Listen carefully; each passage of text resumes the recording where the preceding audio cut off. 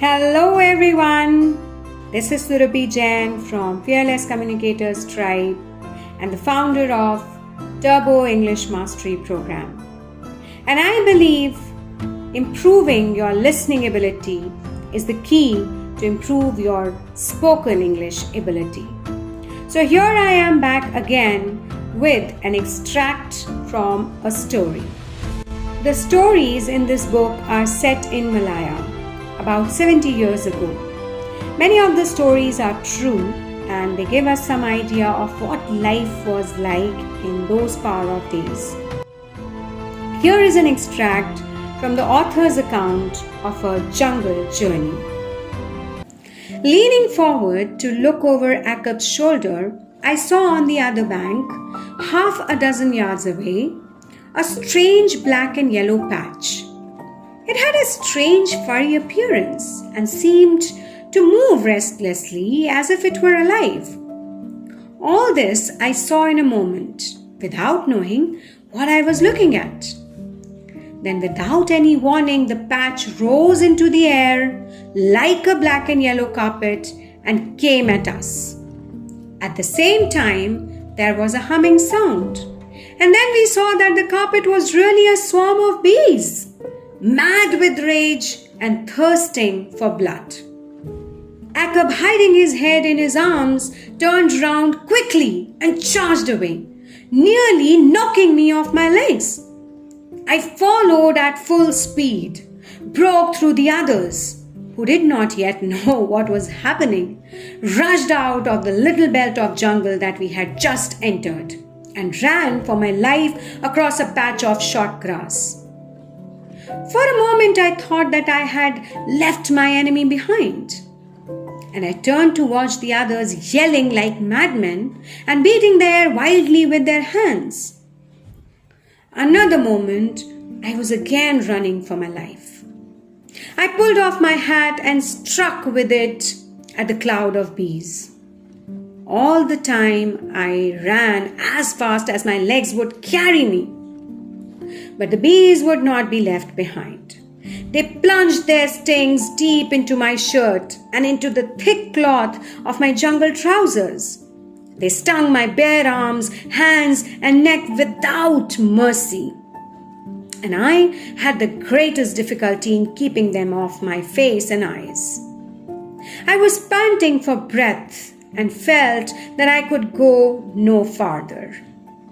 I was beginning to feel something like real fear when suddenly I caught sight of the waters of the Ringai, a little river which flows through these forests to the Lipis.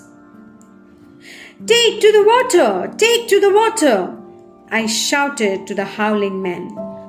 As I paused to slip off my pistol belt, in which I kept my watch, compass, money, tobacco, and other belongings, I received many more stings.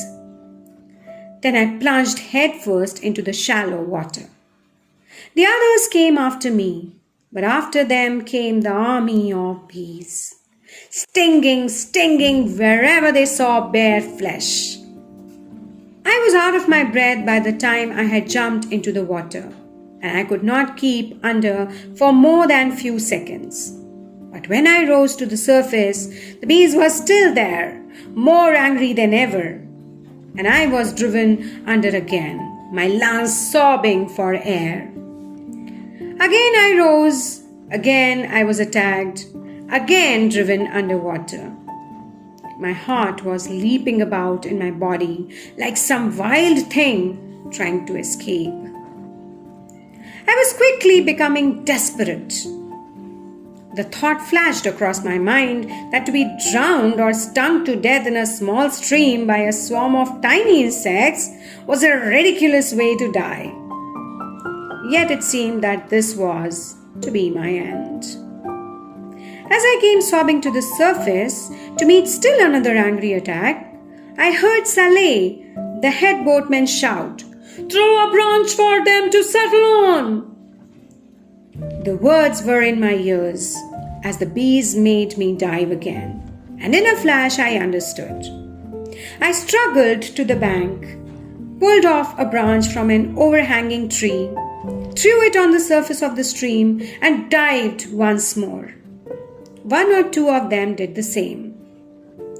I stayed under the water as long as I could, and when I came up this time, half dead, I saw several branches floating gaily downstream, covered deep by struggling and stinging bees. I rose to my feet, waded to the bank, and for a good quarter of an hour sat there panting and coughing and fighting to get my breath back. We felt very sorry for ourselves indeed, and we felt even worse when one of our party, whom we had thought to be dead, came in half an hour later, completely unharmed.